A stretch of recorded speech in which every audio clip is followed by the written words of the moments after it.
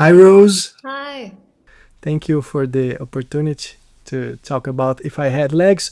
My question is, despite being about a chaotic journey that reflects the drama of many women who are exhausted by having to be a mother, a professional, a wife all at once, the movie has a sense of humor.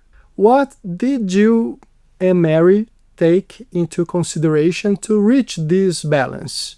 I think that I think the film has a great tone that is a tightrope because Yes. you have to have humor in the movie to keep the audience watching. Because if it's just this tension and there's nowhere to breathe and let the gas out and be able to laugh, you're going to lose the audience. And that's how Mary Bronstein always sort of describes the machine of the film, like moving forward. And so for my job, it was, in these scenes, and it's trying to find the moments of comedy. And I think the character's total disassociation and lack of awareness lends itself to comedy. And the stakes are so high. So the stakes are so high, and with that danger can be opportunity for comedy when the stakes are that high. But it was a tightrope, because too much, it would be silly, and then too little humor, then it would be one-note performance of just hysteria. So it was very fun to find that. Yeah, great.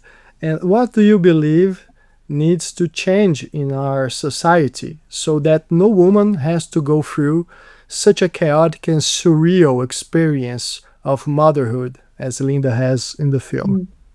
It's a great question. Look, I mean, the character in the film, the experience she's having with her child, 95% of women and men hopefully won't go through that. This is obviously an extreme situation, but I think the feeling the movie creates, and this speaks to also people who are caretakers, if you're looking after someone who's ill, or a parent, or a pet, or a friend, or, it's the caretaker aspect too that I think people can relate to, and the pressure of that.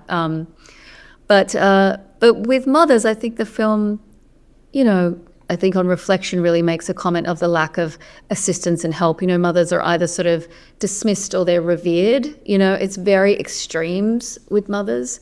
And even presenting a character like this, it's very challenging, and people don't like it. It's still a thing of needing characters to be palatable, or to have some sort of, even if they're unlikable at the end, with a woman, to have some of redemption.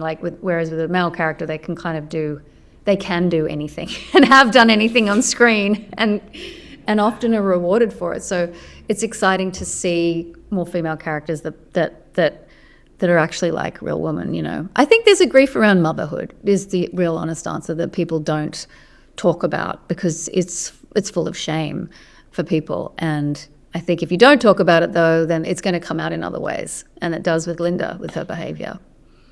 Yeah. Last quick question. This movie have you mixing comedy and drama. I think you are great doing both, but would you say comedy is or became your favorite ground? That's a great question. I felt once I started to do more comedy, I felt finally like I had permission to really explore performance in a way that I hadn't before, and it was a relief in a way, and also more of a challenge. So it was a huge creative turning point for me myself, that when I started to lean more into that and explore that more. And I still find it very hard, and I'm intimidated by it, and I think it's harder because it's more subjective. We can all agree what is sad, we cannot all agree what is funny. It's very different.